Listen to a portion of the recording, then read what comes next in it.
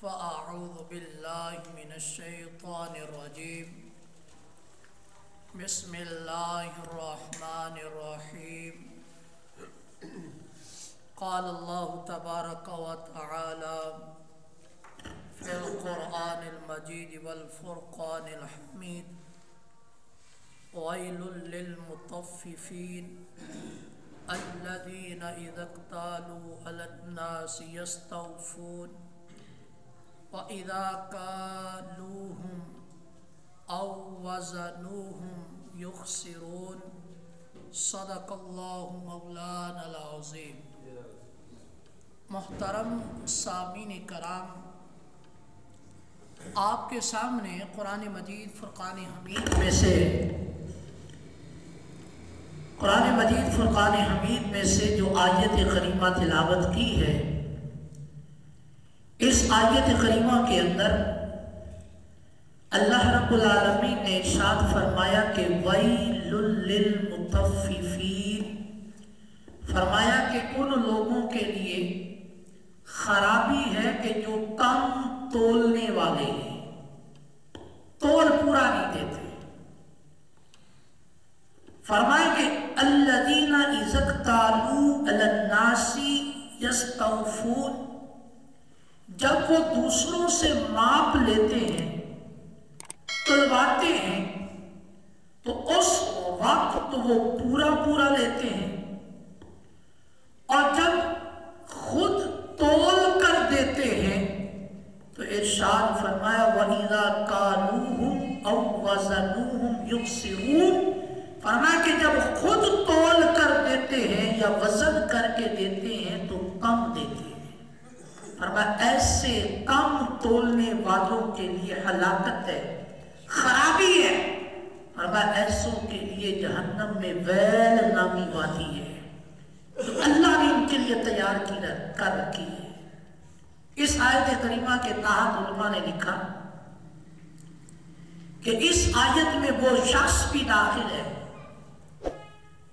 کہ جو لوگوں کے ساتھ وہ انصاف نہیں کرتا مگر لوگوں سے وہ انصاف چاہتا ہے، فرمایا وہ بھی اس آیت کے تحت داخل ہے۔ ہمارے معاشرے کی بڑی بگاڑ کی وجہ یہی ہے، میں یہ چاہتا ہوں کہ میرے ساتھ لوگ اچھا تعلق رکھیں، میں یہ چاہتا ہوں کہ کوئی بھی شخص وہ بات نہ کرے جو مجھے ناپسند ہے۔ ہر بندہ یہ سوچتا ہے کہ میں جو بات کروں اگلا اس کو مان لے،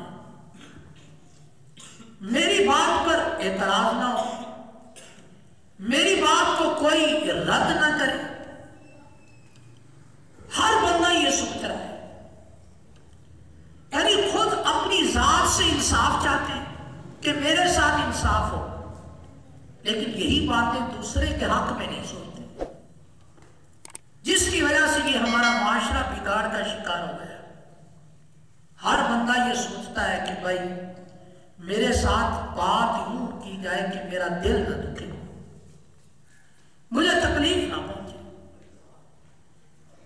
مجھے نفرت نہ ہو۔ اور دوسروں سے جب ہم بات کرتے ہیں تو ہم خود بھول جاتے ہیں کہ مجھے بھی ایسی بات نہیں کرنی۔ اعلیٰ حضرت امام اہل سنت الشاہ امام احمد رضا خان فاضل بریلوی رحمۃ اللہ تعالی علیہ نے یہ لکھا ہے کہ بغیر مجبوری کے، اور وہ مجبوری بھی کیسی ہو، شرعی مجبوری ہو، فرمایا بغیر شرعی مجبوری کے کسی کو متنفر یعنی کسی کے دل میں نفرت ڈالنا یہ منع ہے، شریعت اس کی اجازت نہیں دیتی کہ کسی مسلمان کو بغیر شرعی مجبوری کے متنفر کیا جائے، دل دکھایا جائے، اسے نفرت میں ڈال دیا جائے، اور اسے اس انداز کے اندر لیا جائے کہ وہ ہم سے بولنے کے لیے بھی تیار ہے۔ فرمایا کہ شریعت اس بات کی ہمیں اجازت نہیں دیتی، فرماتے یہ منع ہے، شریعت اس کی اجازت نہیں دیتی۔ اور نبی پاک صلی اللہ علیہ وسلم کی یہ حدیث پاک بھی ہے، فرمایا بشروا ولا تنفروا، فرمایا لوگوں کو خوشخبری سنایا کرو، ایسی بات ان سے کیا کرو کہ وہ خوش ہو۔ فرمایا وَلَا تُنَفِّرُوا، انہیں نفرت میں نہ ڈالو، انہیں بزن نہ کرو، انہیں ایسی بات نہ کرو کہ وہ تم سے نفرت کرنے لگ پڑے، ایسی باتوں سے منع فرمایا۔ وجہ اس کی کیا ہے کہ جب ہم نفرت امیز کلمات بولیں گے، اگلے کو اپنے سے بزن کریں گے، اس سے معاشرے کا جو توازن ہے وہ بگڑ جائے گا، لوگوں کے معاملات بگڑ جائیں گے، آپس میں ایک دوسرے سے ہم بات نہیں کریں گے، یوں معاشرے کے اندر ایک بہت بڑا فتنہ اٹھے گا۔ اللہ رب العالمین کا یہ فرمان ہے، فرمایا الفتنۃ اشد من القتل، فرمایا کہ جو فتنہ ہوتا ہے یہ قتل سے بھی زیادہ بڑا گناہ ہے۔ قتل ہے، لیکن فرمایا کہ قتل سے بڑا گناہ وہ فرمایا فتنہ ہے۔ اور فتنے کی بنیاد کس چیز پر ہوتی ہے؟ فتنے کی بنیاد اس چیز پر ہے کہ ہم کسی کے خلاف ایسی بات کرتے ہیں کہ جو اسے پسند نہیں، متنفر کریں اس سے فتنہ پیدا ہوتا ہے۔ اور یہ فتنہ پھر ایسی چیز ہے کہ قتل تو ایک بار ہوا ختم ہو گیا، لیکن یہ فتنے کے اثرات بہت دیر تک قائم رہتے ہیں، اس سے گھر بگڑ جاتے ہیں، بیٹا باپ سے دور ہو جاتا ہے، باپ ہے وہ بیٹوں کی ماں کو چھوڑ دیتا ہے، وہ پورا گھر جو سکون اور چین کے ساتھ زندگی گزار رہے ہوتے ہیں، پورے گھر کا ماحول تباہ و برباد ہو جاتا ہے۔ تو فتنہ کی جو بنیاد ہے وہ ہے نفرت دلانا، ایک دوسرے کے دل میں بغض ڈال دینا، کینہ ڈال دینا، حسد ڈال دینا، عداوت ڈال دینا، آپس میں دوریاں ہو جانا، جس کی بنا پر معاشرے کے اندر فتنہ پھیل جاتا ہے۔ حالانکہ نبی پاک صلی اللہ تعالی علیہ وبارک وسلم کی حدیث پاک ہے، آقا کریم علیہ السلام نے ارشاد فرمایا کہ ایمان لانے کے بعد عقل کی بنیاد لوگوں میں محبت ڈالنے میں ہے۔ ایمان لانے کے بعد عقل کی جو بنیاد ہے وہ کس پر ہے؟ فرمایا محبت ڈالنے پر ہے، کہ مسلمانوں کے درمیان محبت ڈالی جائے، ایک مسلمان کو دوسرے مسلمان کا دوست بنایا جائے، نفرتیں دور کی جائیں، آپس میں اخلاق اچھے کیے جائیں۔ فرمایا ایمان کے بعد عقل کی بنیاد اسی پر ہے، محبت ڈالنے پر، دوستی رکھنے پر، ایک دوسرے کے ساتھ اچھے تعلقات رکھنے پر۔ بلکہ آقا کریم صلی اللہ علیہ وسلم کی ایک اور حدیث پاک ہے، آقا کریم علیہ السلام نے فرمایا ان اقربکم منی مجلسا احسنکم اخلاقا المعطون اکنافا الذین یعلفون ویعلفون۔ شعب الایمان کی یہ حدیث پاک ہے، آقا کریم علیہ السلام نے ارشاد فرمایا کہ تم میں سے مجلس کے اعتبار سے میرے زیادہ قریب وہ ہے کہ جو تم کے اندر اخلاق کے اعتبار سے سب سے اچھا ہے، جس کی گفتار اچھی ہے، جس کے بولنے کا انداز اچھا ہے، جس کا کردار اچھا ہے، جس کا چال چلن اچھا ہے، جس کے لہجے کے اندر محبت ہے، جس کے لہجے کے اندر ایک پیار ہے۔ فرمایا جو اخلاق کے اعتبار سے تم میں سب سے اچھا ہے، فرمایا وہ مجلس کے اعتبار سے مجھ سے زیادہ قریب ہے۔ اور آگے کیا فرمایا؟ المعطون اکنافا، فرمایا جو اپنے پہلو کو جھکا لیتا ہے، اکڑ نہیں ہے اس کے اندر، کوئی بات کرتا ہے اپنے آپ کو جھکا لیتا ہے، غلطی ہے تو تسلیم کرتا ہے، غلطی نہیں تو پھر بھی اگلے کو سن لیتا ہے۔ فرمایا مومن تو یہ ہوتا ہے۔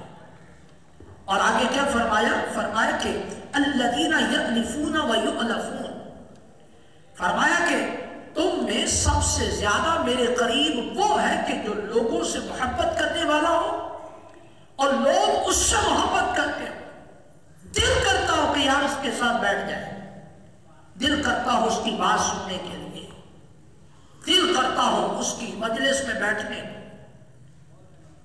تو فرمایا کہ یہ ایک مومن کی شان ہے۔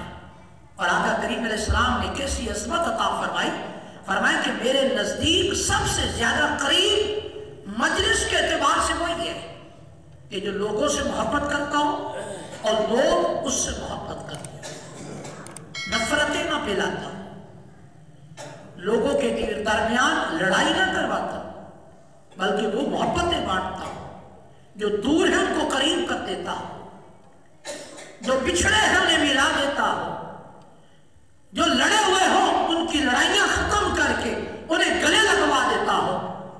فرمایا وہ شخص مجلس کے اعتبار سے میرے سب سے زیادہ قریب ہے۔ آقا کریم صلی اللہ علیہ وسلم کی ایک اور حدیث پاک ہے، آپ نے ارشاد فرمایا کہ مومن کون ہے، ایمان والا کون ہے؟ فرمایا المؤمن آلف معلوف ولا خیر فی من لا یألف ولا یؤلف۔ آقا کریم علیہ السلام نے فرمایا مومن محبت کرنے والا ہے اور مومن وہ ہے جس سے محبت کی جاتی ہے، جس کے لوگ قریب آتے ہیں۔ دو چیزیں بیان کرتے ہیں، فرمایا مومن محبت کرنے والا ہے، آلف محبت کرنے والا ہے، اور فرمایا مومن وہ ہے جس سے محبت کی جاتی ہے۔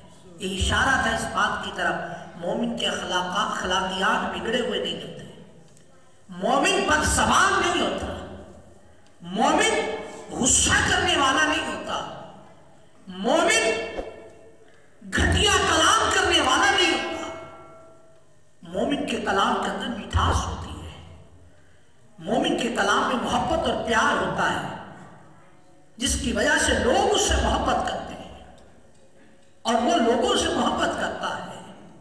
مومن دو مسلمانوں کے درمیان لڑائی نہیں کرواتا، جھگڑے نہیں کرواتا، بلکہ جو جھگڑا کر چکے ہیں انہیں آپس میں قریب کر دیتا۔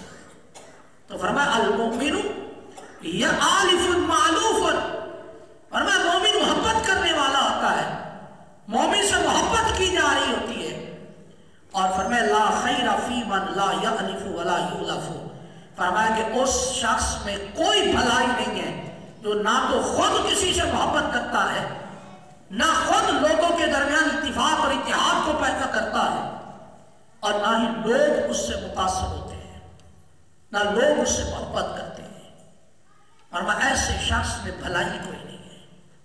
مطلب یہ ہے کہ وہ ایسا شخص سے بھلائی اور خیر کی امید نہیں رکھنی چاہیے، اور ایسے افراد ہمارے معاشرے کے اندر بہت زیادہ موجود ہیں جو ان کا کام یہی ہوتا ہے کہ دو افراد کو آپس میں لڑا دینا، پھر اپنی طرف سے مرچ مثالیں لگا کر بات کو ایسا بڑھا دینا کہ وہ دونوں لڑ کے بیٹھ جائیں، جبکہ بات بیچ میں کوئی بھی نہ ہو۔ یہ ہمارے معاشرے میں بہت سارے افراد کی عادت ہوتی ہے کہ ان کا کام یہی ہوتا ہے کہ شرارت کرنا، جبکہ مومن کی یہ شان نہیں ہے۔ مومن تو محبتیں پیدا کرتا ہے، مومن تو غلط فہمیوں کو دور کرتا ہے، مومن آپس میں جوڑنے والا ہوتا ہے، توڑنے والا نہیں ہوتا۔ یارا ان لوگوں کو کہ جو بات کو بڑھا چڑھا کر آگے مخالف کے سامنے پیش کرتے ہیں، انہیں سمجھنا چاہیے اس بات کو کہ یہ مومن کی شان نہیں ہے۔ اس سے معاشرے کے اندر فتنہ پھیلتا ہے، کدورتیں بڑھ جاتی ہیں، دوریاں بڑھ جاتی ہیں، اور یہی تو وہ چیز ہے کہ جس کی وجہ سے قتل تک نوبت پہنچ جاتی ہے۔ آقا کریم علیہ السلام کے اس فرمان پہ قربان جائے، فرمان مومن محبت کرنے والا ہوتا ہے، نفرتیں نہیں ڈالتا، مومن کے کردار کی وجہ سے اس سے محبت کی جاتی ہے، اور جس میں یہ دونوں باتیں نہیں ہیں، آقا کریم علیہ السلام نے فرمایا لا خیر، اس میں کوئی بھلائی ہو ہی نہیں سکتی۔ بھلائی نہیں ہو سکتی اس میں جو نہ محبت کرنے والا ہو لوگوں سے اور نہ لوگ اس کے کردار کی وجہ سے اسے محبت کرتے ہو. اور ایسے شخص میں کوئی خیر اور بھلائی ہو ہی نہیں سکتی. اور آقا کریم صلی اللہ تعالی علیہ وسلم کے اور حدیث پاک ہے. آقا کریم علیہ السلام نے فرمایا کہ دو آدمیوں کی مثال دو ہاتھوں جیسی ہے کہ ان میں سے ایک ہاتھ دوسرے ہاتھ کو دھوتا ہے. ایک ہاتھ دوسرے ہاتھ کو دھوتا ہے کہ جب مقصد ایک ہو ایک ہاتھ دوسرے ہاتھ کو دھو دیتا ہے. فرمایا ایسی ہی مثال دو آدمیوں کی ہے کہ جب مقصد ایک ہو افراد دو تو ایک دوسرے کے ساتھ اس مقصد کے حصول میں تعاون کرے مدد کرے اس کا آگے بڑھ کر ہاتھ مٹائے. یہی وجہ ہے کہ ہمارے بزرگ کہتے ہوتے ہیں یار اس کا ہاتھ بن جاؤ مطلب اس کے ساتھ تعاون کرو. اور یہ ایک جملہ بولا جاتا ہے انگلش میں اور وہ جملہ کیا ہوتا ہے give and take کچھ دو کچھ لو. ہمارے معاشرے کی مثال ایسی ہی ہے. میں بولوں کہ مجھے عزت دی جائے اور میں خود کسی کی عزت نہ کروں کیسے ہو سکتا ہے کہ لوگ آپ کی عزت کریں. میں یہ سوچوں کہ لوگ مجھے پروٹوکول دیں اور میں کسی کو بندہ ہی نہ سمجھوں تو پروٹوکول کیسے ملے گا. میں یہ سمجھوں کہ میرے سامنے کوئی اونچی آواز میں بات ہی نہ کرے اور خود آپ لوگوں کے سامنے اونچی آواز کے اندر بات کریں. یہ کیسے ہو سکتا ہے؟ کچھ دو کچھ لو. Give and take.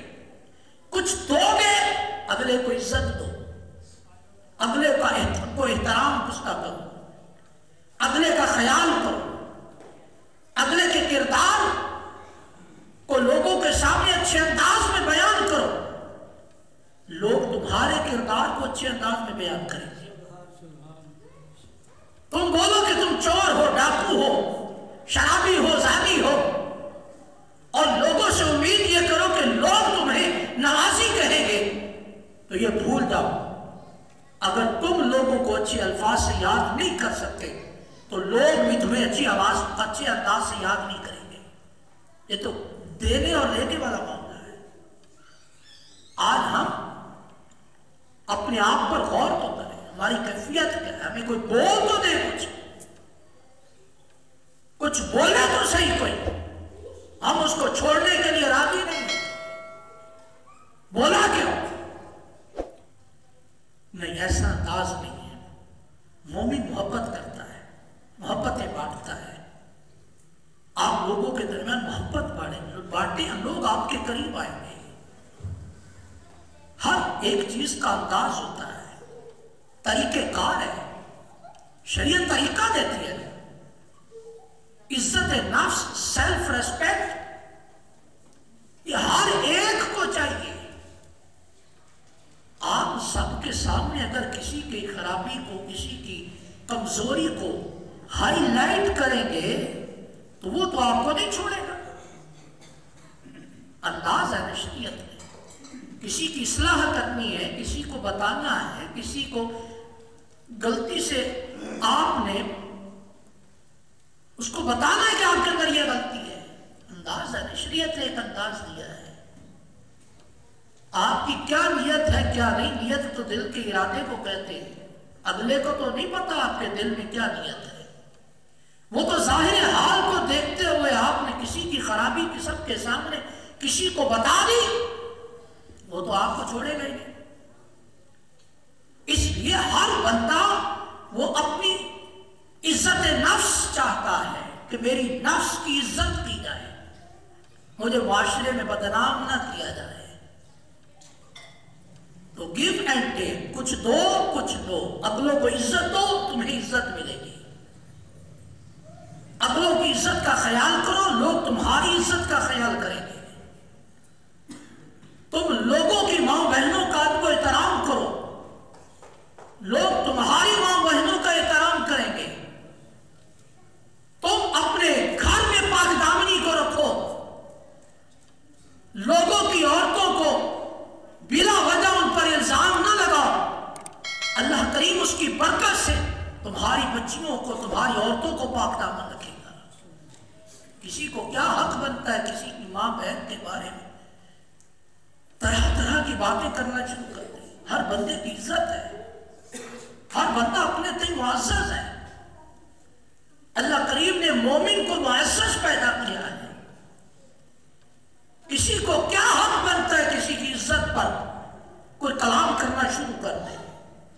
آقا کریم صلی اللہ علیہ وسلم کی ایک اور حدیث پاک ہے، اور اس میں آقا کریم علیہ السلام نے اپنے کردار سے ہماری رہنمائی فرمائی۔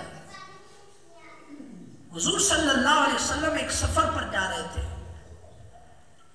اور سفر میں جاتے ہوئے نبی پاک صلی اللہ تعالی علیہ وبارک وسلم کے ساتھ ایک اور صحابی بھی تھے۔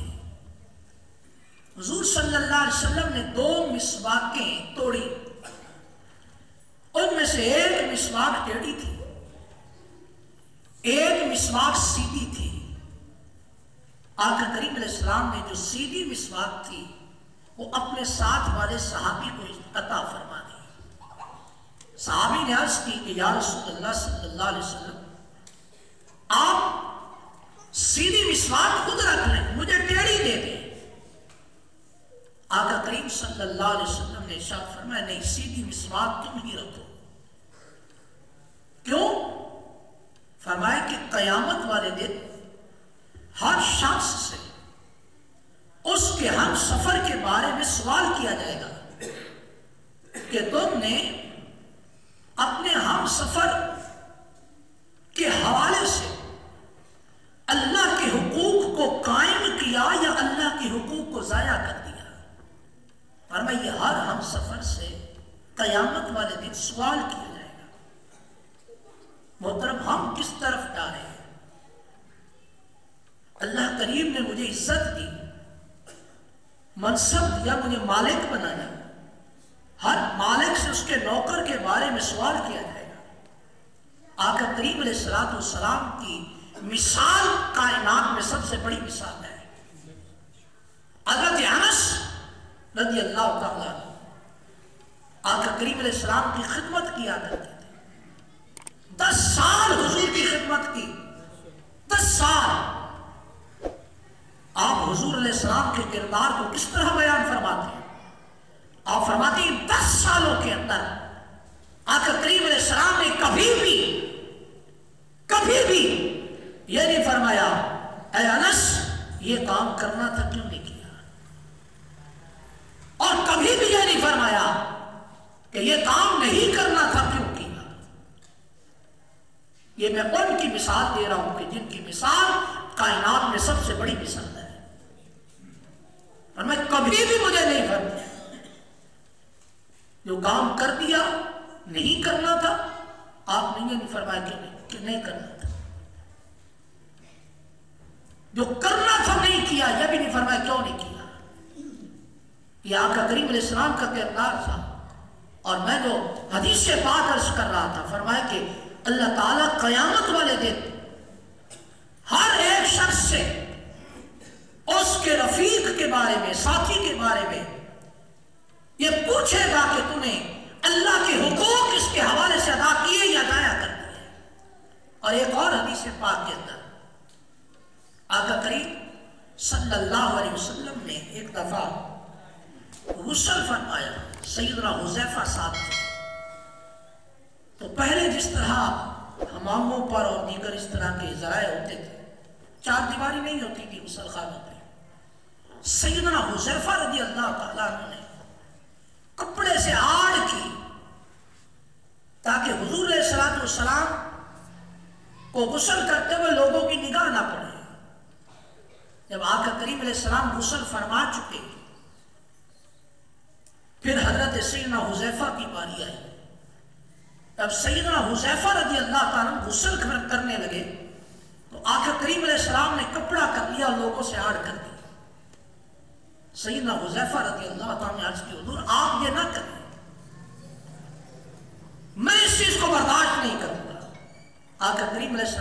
ارشاد فرمایا نہیں، آپ نے سیدنا حذیفہ کی بات ماننے سے انکار کیا، فرمایا نہیں مجھے عاد کرنے دو لوگوں سے۔ اور اس کے بعد آقا کریم علیہ السلام نے کیا ارشاد فرمایا؟ فرمایا ما استحبا اسنان قط الا کان احبہما الی اللہ ارفقہما، فرمایا کہ اللہ کریم کے بارگاہ کے اندر فرمایا اگر دو شخص ہوں، فرمایا ان میں سے سب سے زیادہ اللہ کے نزدیک مقرب وہ ہے جو ان دونوں میں سب سے زیادہ نرم مزاج ہے، نرمی کرنے والا ہے، نرم برتاؤ کرنے والا ہے، فرمایا اللہ کے نزدیک وہ سب سے زیادہ مقرب ہے۔ محترم حضور سید الانبیاء ہو کر اپنے صحابہ کے ساتھ انصاف والا برتاؤ کریں، حالانکہ ان کی جانیں قربان تھی حضور پر، لیکن میرے آقا کریم علیہ السلام نے ہمیں سکھایا اے میرے امتیوں، جب یہ بات انصاف کیا جائے، جب بات ایک دوسرے کے ساتھ کردار کیا جائے، جب ایک دوسرے کے ساتھ بات انصاف اور کردار اور اچھے برتاؤ کیا جائے، پھر اپنے منصب کو نہ دیکھو، پھر یہ دیکھو کہ سید الانبیاء کا کردار کیسا تھا، حضور کا کردار کیسا تھا۔ تو محترم عزت نفس ہر ایک شخص کی ہے، اور یہ حکم ہے آقا کریم علیہ السلام کا بشروا ولا تنفروا، کہ لوگوں کے درمیان خوشخبریاں بانٹا کرو، نفرتیں پیدا نہ کیا کرو۔ اس کا حل یہی ہے ہم ایسی بات نہ کریں جو اگلے کے لیے ناپسندیدہ ہو۔ اور دوسری بات جو ہمارے معاشرے کے اندر عزت کو اچھالنے کے لیے سبب بنتی ہے وہ ہے کہ لوگوں کے سامنے کسی کی غلطی کی اصلاح کرنا، یہ کوئی بھی برداشت نہیں کرتا، کوئی بھی برداشت نہیں کرتا۔ آپ کی بھلے اچھی نیت ہو کہ میں نے یہ اس لیے پوچھا کہ سب کو مسئلہ سمجھ میں آ جائے، لیکن آپ کی اس چاہت، آپ کی اس درد، آپ کی اس کڑن کو کون سمجھے گا؟ وہ تو یہی بولے گا کہ اس نے مجھ پر اٹیک کر دیا۔ اس لیے حسن معاشرت میں سے یہ بھی چیز ہے کہ ہم آپس میں نفرتیں نہ بانٹیں، آپس میں خوشخبریاں دیں، آپس میں ایک دوسرے کے درمیان محبتوں کا یہ سلسلہ اور آگے بڑھاتے چلے جائیں، کیونکہ یہ یاد رکھیں لوگ مختلف طرح کے ہوتے ہیں، ہر کوئی آپ کے درد کو سمجھے نہ سمجھے، لوگ مختلف طرح کے ہیں۔ ہمیں یہ سوچنا ہے کہ ہر اس چیز سے ہمیں بچنا ہے کہ جو لوگوں میں نفرت کو پیدا کرے، ہمیں اس کام کو اختیار کرنا ہے جو لوگوں میں محبت کو اور آگے بڑھا دے۔ خوشخبریاں سنائیے، عزت نفس کا خیال رکھیے، کسی کو کسی کے سامنے یوں نہ کیجیے، کہیں ایسا نہ ہو کہ آپ کا بھی دل دکھ جائے، اگلے کا بھی دل دکھ جائے۔ نبی پاک علیہ السلام کی ایک حدیث پاک میں نے اس دن بھی عرض کی تھی کہ آقا کریم صلی اللہ علیہ وسلم نے ایک شخص کو دیکھا جس کے بال لمبے تھے، لمبے بال تھے۔ آقا کریم علیہ السلام نے ہمارے والا طریقہ نہیں اختیار کیا جو ہم کہتے ہیں، ڈائریکٹ پڑ جاتے ہیں۔ آقا کریم علیہ السلام نے فرمایا، نام لے کر فرمایا تو کتنا اچھا مرد ہے اگر تیرے یہ بال چھوٹے ہوں۔ کیا پیارا انداز ہے، تو کتنا اچھا مرد ہے، پہلے اچھائی کو بیان کیا۔ آپ بولیں کہ کوئی آپ کو بولے یا تو کتنا اچھا شخص ہے، کتنی خوشی ہوتی ہے، کتنی خوشی ہوتی ہے۔ یہی انداز ہمیں بھی اختیار کرنا ہوگا، لہذا بٹھا کے سمجھائیں، یقیناً فائدہ ہوگا۔ سب کے سامنے کہنے سے کوئی فائدہ نہیں ہوتا، یہ آپ کا بھی تجربہ ہے، میرا بھی تجربہ ہے۔ اللہ کریم ہمیں ایک دوسرے کے ساتھ محبت، پیار، اتفاق، اتحاد کے ساتھ رہنے والا بنائے اور ایک دوسرے کی عزت کا خیال رکھنے کی بھی توفیق عطا فرمائے۔ آمین ثم آمین، بجاہ النبی الامین صلی اللہ علیہ وسلم۔